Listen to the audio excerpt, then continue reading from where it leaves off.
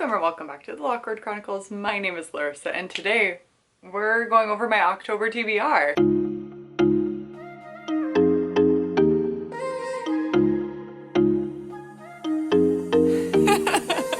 We're headed into October, the heart of spooky season, and I have so many fun reads that I'm looking forward to reading this month. Fall season is like dark academia, witchy, like cutesy rom-com witchy vibes, as well as like perfect thriller season.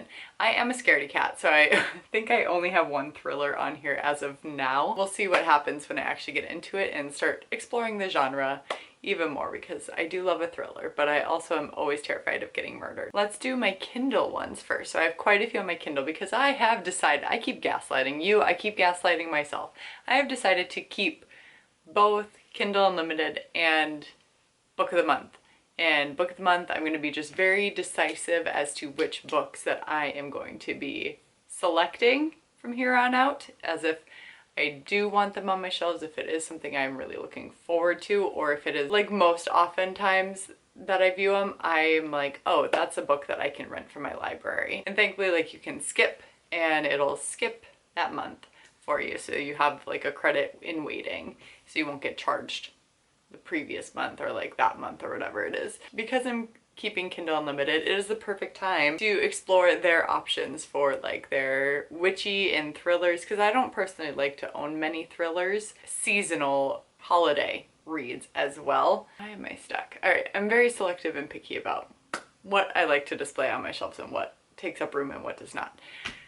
With that being said, let's get into the Kindle books that I will be reading. This one, I just had credits for digital books that were about to expire, and I have been wanting to read this since I heard about it. That Time I Got Drunk and Saved a Demon by Kimberly Lemming. And Spice Trader Cinnamon's quiet life is turned upside down when she ends up on a quest with a fiery demon in this irreverently quirky rom-com fantasy that is sweet, steamy, and funny as hell. Lexi read this and she absolutely loved it, and she read it when it was previously on Kindle Unlimited, and now it's traditionally published, so it does cost money.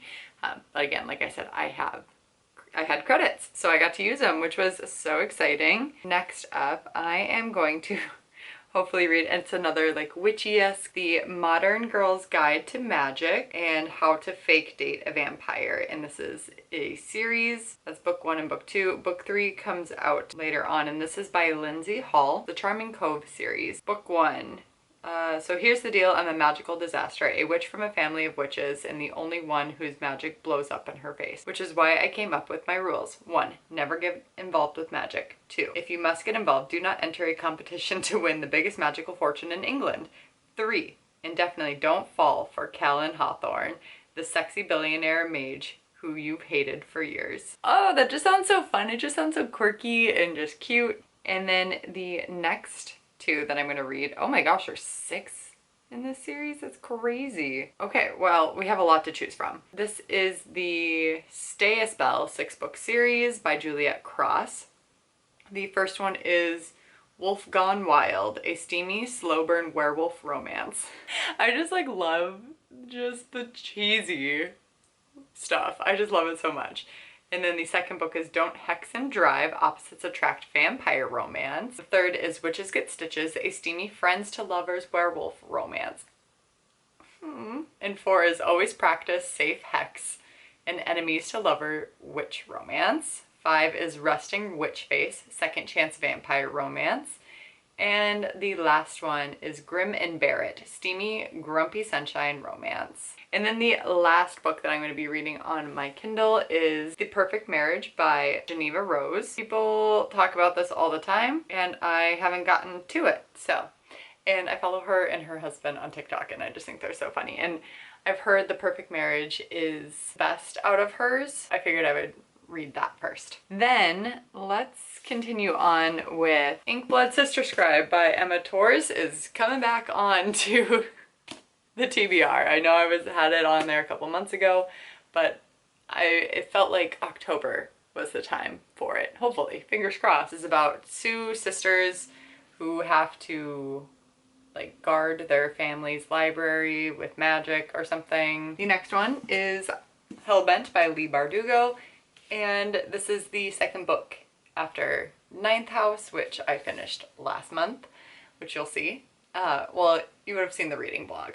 So that's out, so check that out. But it was very dark academia, and I really did enjoy it, but like, please check trigger warnings. I also did listen to it, like I went back and forth with the audiobook, and the narrators who narrated Ninth House did a really fantastic job. I love listening. Their voices were so soothing. I wish they had a podcast. I would just listen to them all day. Hellbent. I'm hoping to get the audiobook as well so I can do the same thing, because there's a lot that goes on, and it's, again, a lot of like heavy topics. This is about Alex Stern. She attends Yale, and she can see ghosts and has to also manage all these societies with magic and make sure they are not breaking any rules and getting wild with their magic. This is the continuation of things when things are found out about stuff. Nailed it. The last book, and the only book that is not in the spooky or like seasonal realm, and that is Magnolia Park's The Long Way Home.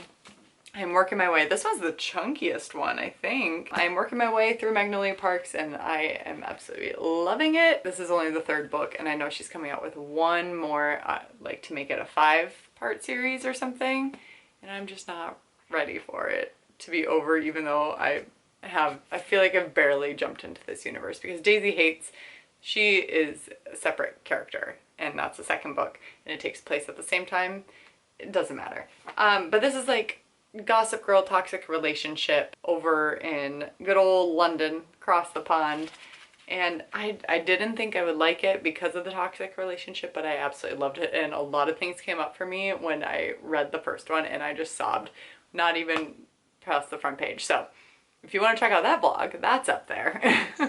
Those are the books that I am planning to read in October. Well, there's more that I would love to put on my TBR. I cannot read more than that, because there's, oh my gosh, I forgot about the 6. Oh, let's hope that one series is short, because I really want to read all of them. What is on your October TBR? Are you more of dark academia vibes? Are you more thriller based? Are you more cutesy, seasonal, witchy, rom-com-y stuff? Fantasy? No, paranormal rom-com-y.